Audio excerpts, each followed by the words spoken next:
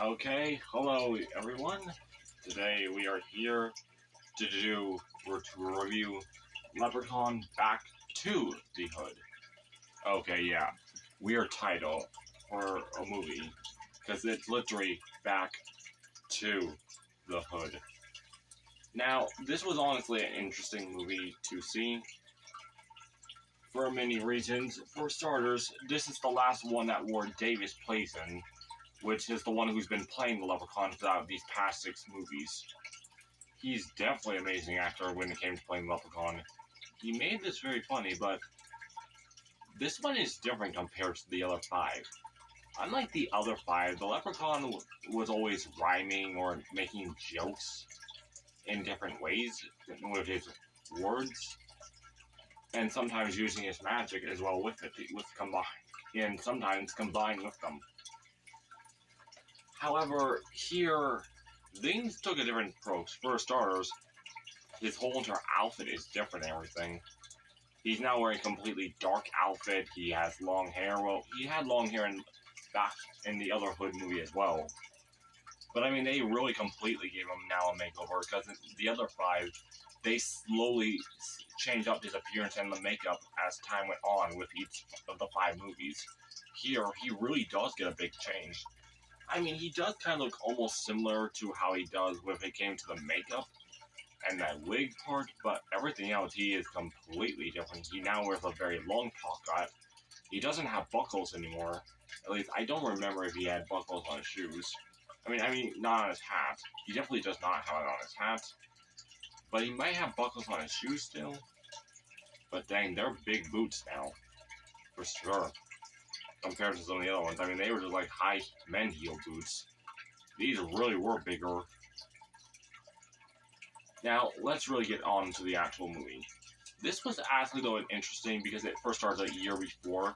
Not surprising, because some of these movies take place a year before. Well, then again, it was really just the last one and the very first movie that did that. Technically the second one, but okay, you get the point. In Leprechaun, what happened was a priest was running and the Leprechaun finds him with a rainbow. Turns out the rainbow points the way to his gold, similar to the way how it did in Leprechaun 1. But what happens here is that he's trying to kill the priest because he's the one who stole the gold, and he's using the gold to build a help center, children's center type thing, for children. It was definitely a nice thing, but the Leprechaun does not like the people just taking his gold. He tries to say he got rid of it and made peace with God. But of course, Leprechaun said, even though you made peace with God, you still gotta pay like you owe the devil, type thing. Now, he's able to defeat the Leprechaun using clovers, but the Leprechaun was able to attack him with a fatal blow. And they both end up dying. The Leprechaun is dragged into hell, and the priest dies. And with that, all the gold disappears. Now, it's a year later, and what happens is, it's a group of friends and everything who have miserable lives. One is part of well, I don't know if I'm actually allowed to say that, but basically, what they do on the street, giving people something. I don't really talk about those type of topics, but still, yeah, basically bad stuff and doing on the street, buying things that you're not supposed to, and all that type of stuff. But what happens here is that they're all pretty much having struggling lives. One is saving up to college, one wants to get out, one's having problems with a job, and basically one is in debt, and also one's an ex. Now, throughout this movie, what goes on is that they're all struggling with it, like I just said, until one of them eventually finds the rainbow. It's underground, and instead of a pot of gold, it's actually a chest of gold. And dang, that was definitely amazing. Of course, before this happened, the woman who found it was warned not to take it by a psychic. And basically, we see a bunch of flashes that will happen throughout there are scenes throughout the rest of the movie. But she doesn't listen, and she takes the gold chest. And turns out they split the chest among the friends, and they all start buying things. This is all part of the first act and everything, going on a shopping spree, buying a fancy car. And because of this, the Leprechaun is able to escape from hell, and now is trying to get his gold back. It does take a while, But unlike I said unlike the other 5 movies, he doesn't really rhyme all that much, and really most of his jokes is really kind of like what's going on around him, like him walking around a guy, not trying to be caught or something, and then getting kicked into the fridge. And I mean, it was funny, but it really wasn't all that great. It was kind of slow and everything. Like in the other movies, the Leprechaun did technically laugh, made a bunch of jokes and everything with his words and actually how he talked to people. Here, he kind of walks around them, and he doesn't really rhyme. He kind of talks more normal and takes things more seriously, unlike his other previous movies he did. But no, besides what goes on, someone eventually is dead and the police is called. They're in trouble, and due to this, there is now problems. Eventually, they discover what's going on. It's a leprechaun. Although I do got a question, how did they figure out it was a leprechaun if they technically didn't heard about it?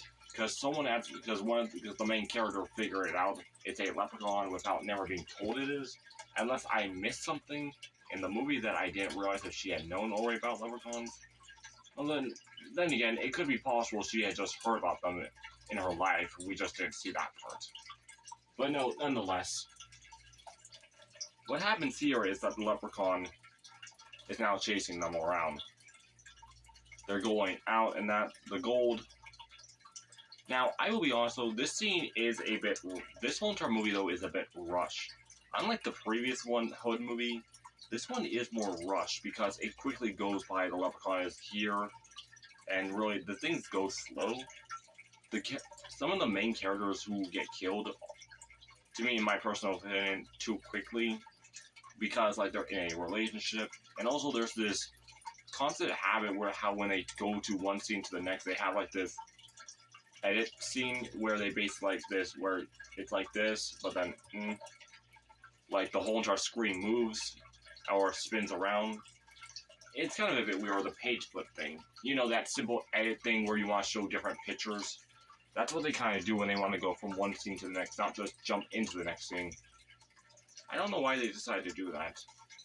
But other than that, though, I mean, that was a bit weird decision, if you ask me. But yeah, I mean, this was a very interesting plot, though, and I mean, it was kind of one that really makes sense. People who were struggling and wanted money to actually finally get ahead of life. I mean, that did. Eventually, though, this becomes a very big problem. They all have to try to work together. Almost at the very end, as the leprechaun is slowly going one by one, trying to find each one. And then, eventually, the leprechaun finds them and corners them. The psychic helps, but she ends up dying in the process. Now, eventually, the leprechaun caught them and kind of makes a speech to the main character, like, "You're the one that took my gold for your selfish want." And he does it again, explaining that one day your kind will learn that the treasure of the leprechaun is not something meant to be told. Eventually, though, she's able to get rid of him by slamming the gold chest into him and sending him flying into concrete. After that, her ex-boyfriend and her are basically now back together because reasons. Now, honestly, okay, I'm gonna give my full thoughts on this movie. I honestly really do like the plot, and I do like that there's no really rapping, because I really was not a big fan of the rapping in the last movie, because I'm just really not a rapper fan, that's my thing. But honestly, when it comes with other things, the plot was interesting, but it was definitely rushed compared to the previous one. It was more balanced out and more how each scene played out compared to here. Like, the leprechaun really did not appear until the second act, and only was here at the very beginning of the 1 year before thing. That was only like a couple minutes, but then after that, that was it. It was interesting how the leprechaun acted when he was begging he could let them take the gold, although that was because he was afraid of dying, and probably would most likely and got back on his feet the moment he had the chance. Now, really, this was an interesting movie, but I have to end it. Anyway, Johnson Game 44, out. Until then, I'll see you later. Bye.